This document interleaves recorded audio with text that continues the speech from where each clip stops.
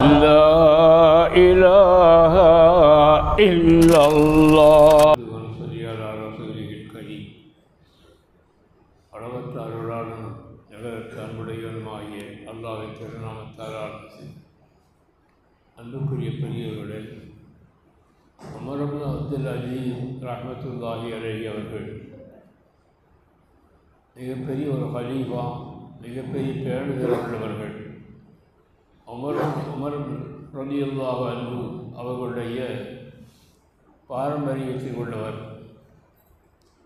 அவர்கள் சட்ட வல்லுநர்கள் ஆய்வுகளையெல்லாம் ஒரு சபையிலே ஒன்று கூட்டி மரணத்தை பற்றியும் மறுமையை பற்றியும் அவர்கள் அப்படி பேசுவார்கள். அப்படி பேசுகிற போது அந்த மரணத்தையும் மறுமையை நினைத்து உணர்ச்சி வசப்பட்டு எல்லோருமே அழுவார்களாம். எந்த அளவுக்கு அழுது துடிப்பார்கள் என்றால் ஜனாசாவை எழுந்து விடுமா, ஒரு மையத்தை ஏற்பட்டுவிடும். அந்த அளவுக்கு அவர்கள் அதை நினைத்து ரொம்ப அழுவார்கள். ஒரு நாள் அன்று அவர்களுடைய அடிமை பெண் அவர் ஒரு செய்தியை சொன்னார். எஜமானவர்களே, நான் ஒரு கனவு கண்டேன். அந்த கனவில் நரகத்தின் மீது சிராத்தமத்தப்பின் பாலம் போடப்பட்டிருக்கிறது. அதில் பலரும் கடந்து செல்கிறார்கள். நிறைய பேர்களை அப்படி கடந்து செல்கிற போது அந்த நரகம் தன்பால் பிடித்து கொள்கிறது. இந்த நிலையில் உங்களை அங்கே கொண்டு வர பார்த்தேன் என்று ஒரு வார்த்தையை சொன்னாள். அமீருல் மோமினீன் அவர்களே, இதன் பிறகு உங்களை அந்த இடத்தில் கொண்டு வர பார்த்தேன் என்று சொன்ன உடனேயே அப்படியே உமர் இப்னு அப்துல் அஜீஸ் அவர்கள் மயக்கம் போட்டுக்களை விழுந்து விட்டார்கள். பேச்சு மூச்சு இல்லை. அப்படி காதோடு காதாக அந்த அடிமை பெண் சொன்னால், எஜமானவர்களே, நீங்கள் நல்ல முறையில் நடந்து சென்று விட்டீர்கள், நீங்கள் ஈழச்சம் பெற்று விட்டீர்கள் என்று சந்தமிட்டு அவர் சொன்னார். அந்த அளவுக்கு அவர்கள் இறை அச்சம் அவர்களை மேற்கொண்டிருந்தது என்பதை பார்க்கிறோம். மன்சூர் பின் அம்மார் ரலியல்லாஹு அன்ஹு அவர்கள் செய்தி சொல்கிறார்கள். நான் ஒரு ஊருக்கு சென்றிருந்தேன், கூஃபா நகருக்கு நான் சென்றிருந்தேன்.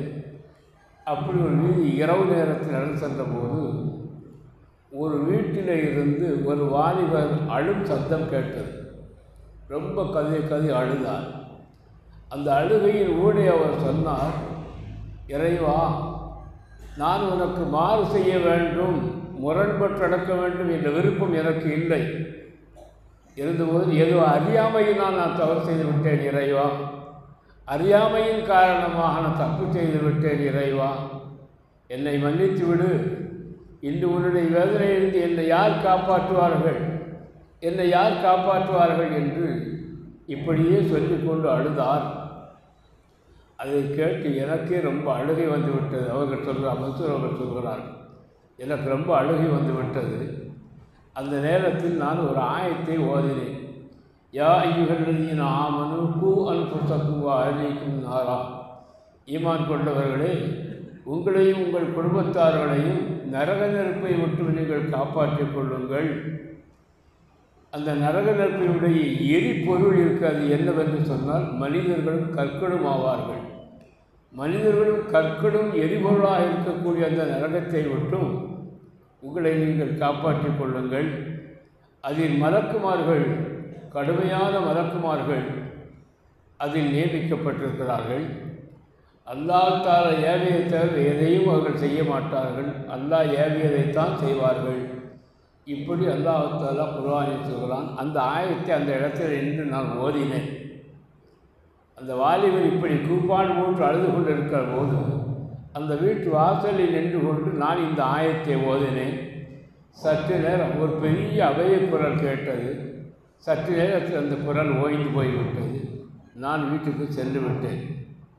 மறுநாள் காலையில் அந்த வீட்டு பக்கம் நான் வந்தபோது எனக்கு தெரிய வந்தது, அந்த வாலிபர் இறந்து போனார் என்று மையத்து வீடாக இருந்தது. அங்குள்ள ஜனங்கள் எல்லாம் அதற்கான ஏற்பாடுகளை செய்து கொண்டிருப்பதை பார்த்தேன். அப்பொழுது அந்த கூட்டத்தில் முதுபெரும் கிழவி, ஒரு மூதாட்டி அம்மா அழுது கொண்டிருந்தார். ரொம்ப அழுது கொண்டிருந்தார். யார் என்று விசாரித்து அந்த வாலிபருடைய தாய் என்று சொல்லப்பட்டது. அப்பொழுது நான் அவளுக்கு அருகிலே சென்று அந்த மனிதரை குறித்து விசாரித்தேன். அப்பொழுது அந்த மூதாட்டி அம்மையார் சொன்னார்கள், என்னுடைய மகன் பகலெல்லாம் நோன்பிருப்பார், இரவெல்லாம் நின்று வணங்குவார், ஹலாலான சம்பாத்தியம் செய்வார். ஹலாலான அந்த சம்பாத்தியத்தை 3 வகையாக அதை பிரித்து, ஒன்று தனக்காகவும், மற்றொன்று எனக்காகவும், இன்னொன்று தர்மம் செய்வதற்காகவும் அவர் வைத்திருப்பார். அப்படி அவர் இந்த உலகத்திலே வாழ்ந்து கொண்டிருந்தார். ஒரு நாள் அன்று இந்த வழியே வந்த ஒரு மனிதர் வீட்டிற்கு பக்கத்தில் என்று ஒரு குர்ஆன் ஆயத்தை ஓதினார். அந்த ஆயத்தை கேட்ட உடனேயே என்னுடைய மகன் அப்படியே துடித்து போய் இறந்து போய்விட்டார் என்று அந்த அம்மையார் சொன்னார் என்று மன்சூர் ரலியல்லாஹு அன்ஹு அவர்கள் சொல்கிறார்கள். அந்த காலத்தில் வாழ்ந்த இந்த மேல் மக்கள் எல்லாம் மறுமையை குறித்தும் மரணத்தை குறித்தும் எந்த அளவுக்கு நினைவு கூர்ந்து அழுதிருக்கிறார்கள் என்பதை நமக்கு சுட்டி காட்டுகிறது. மையிட்டு விழுகின்ற அளவிற்கு உணர்ச்சி வசப்பட்டு அழுதிருக்கிறார்கள் என்று பார்க்க முடிகிறது. அந்த அளவுக்கு அவர்கள் மரணத்தை நினைத்து, மறுமையை நினைத்து, இறைவனுடைய சந்திப்பை நினைத்து அவர்கள் இந்த உலகத்தில் வாழ்ந்திருக்கிறார்கள் என்று நாம் பார்க்கிறோம். எனவே இந்த உலகத்தில் வாழ்கிற போது அதிகம் மரணத்தை பற்றி, மறுமையை பற்றி, இறைவனுடைய சன்னிதானத்தை பற்றி நினைத்து இந்த உலகத்தில் வாழ வேண்டும் என்பதை இவையெல்லாம் நமக்கு எடுத்து காட்டிக் கொண்டிருக்கிறது. அடுத்த ஹதீஸுடைய விளக்கத்தை இன்ஷா அல்லாஹு தஆலா நாளை தினம் பார்க்கலாம். அல்லாஹு தஆலா அனைவருக்கும் நல்லவர் பாலிப்பார். பிஸ்மில்லாஹிர் ரஹ்மானிர் ரஹீம். அல்ஹம்துலில்லாஹி ரப்பில் ஆலமீன். حمدا يوافي نعمه ويكافئ مزيدا واغفرنا يا كريم يا رحيم يا الله. اللهم صل على سيدنا محمد وعلى آل سيدنا محمد وبارك وسلم عليه. اللهم اغفر لنا ذنوبنا وخطايانا كلها يا رب العالمين. اللهم احسن عاقبتنا في الامور كلها واجرنا من خزي الدنيا وعذاب الآخرة. توفنا مسلمين والحقنا بالصالحين.